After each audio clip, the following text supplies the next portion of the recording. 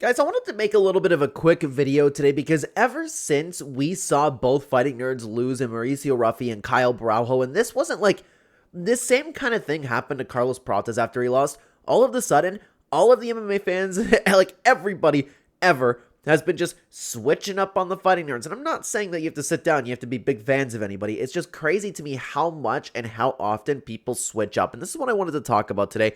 I don't know how long it's going to go. I'm going to kind of freestyle it. Just let me know what you think down below. Hello, everybody, and welcome back to another video. If you are new here, my name is Kyle. I am your guy with a YouTube channel. So I'll be honest with you guys when it comes to this.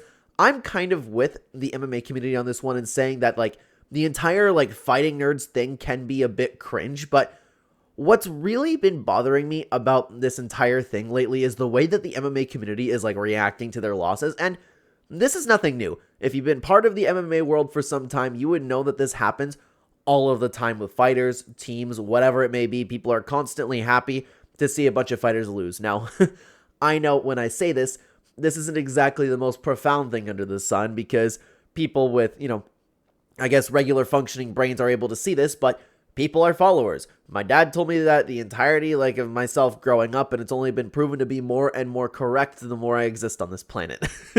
We see it all the time, dude. Everybody loves the fighting nerds until one of them ends up losing, and then suddenly they end up just becoming fans of, like, the next up-and-coming, warrior or whatever, they like to make about it. Like, this isn't just about Caio and Ruffy. It's just a huge problem with the modern MMA fan base in general, and people only rally behind winners. Listen, like literally 1 week ago, everybody was talking about how cool these guys are, making edits of them and talking about how they're all going to be champions of their divisions and they're just insanely great athletes. They lose, and then all of a sudden, everyone just says they can't wait for Jean Silva to lose because they all lost. Like, this is the last one standing. Diego Lopes is going to take him out now. I don't understand how people, as fans, can just switch up like that. Like, there are fighters that I've liked over the years for, like, a vast number of reasons. I never switch up on them just because they lose. I will switch up on fighters here and there, don't get me wrong. Like, just off the top of my head, Rose Namajunas being a good example. I always liked Rose Namajunas, but because she had an attitude and the way that she displayed herself after the fight that she had with Esparza, it made me look at her differently. And that's just, like, one example, and literally the first one that I thought of off the top of my head.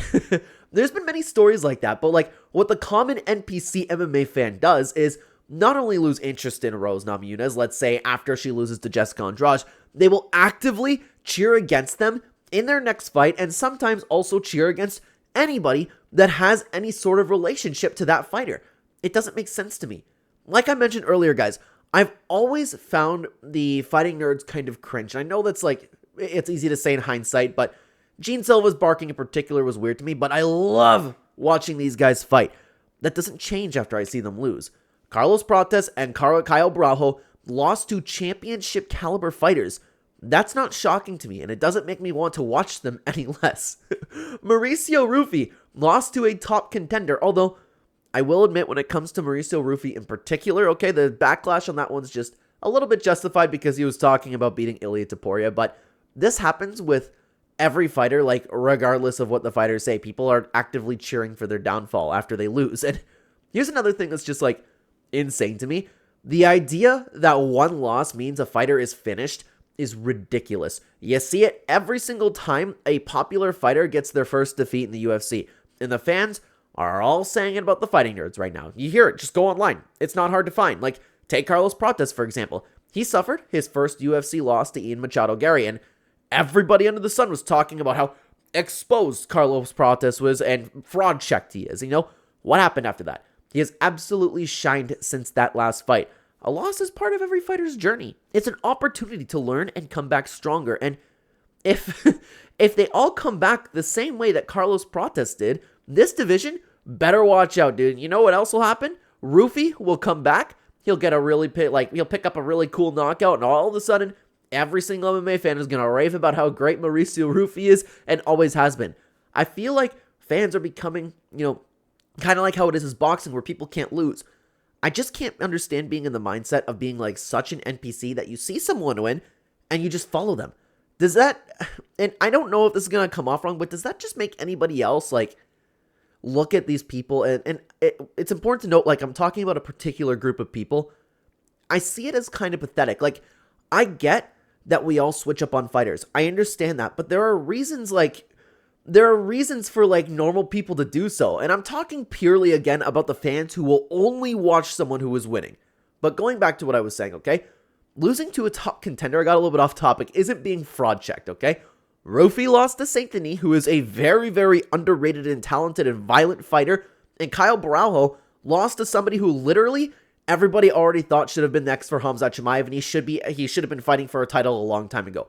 None of these guys, these aren't just like random opponents. These are some of the toughest fighters in the division and in combat sports history. These are great fighters.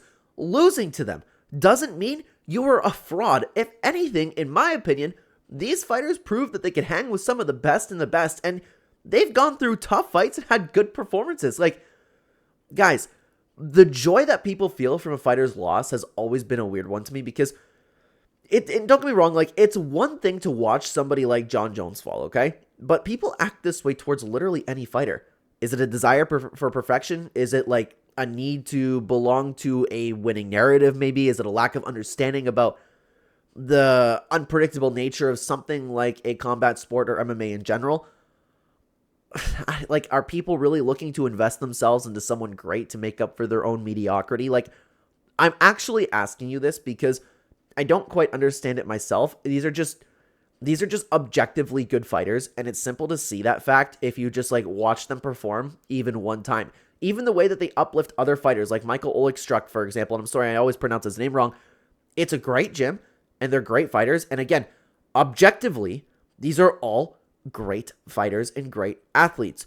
This is just one of the problems with the MMA fan base, but if you'd like to see something a little bit more lighthearted, why don't you check out the video on screen right now where we react to some of the greatest MMA TikToks. I'd love to have you guys over there. Thank you so much for being here, everybody. Take care, guys.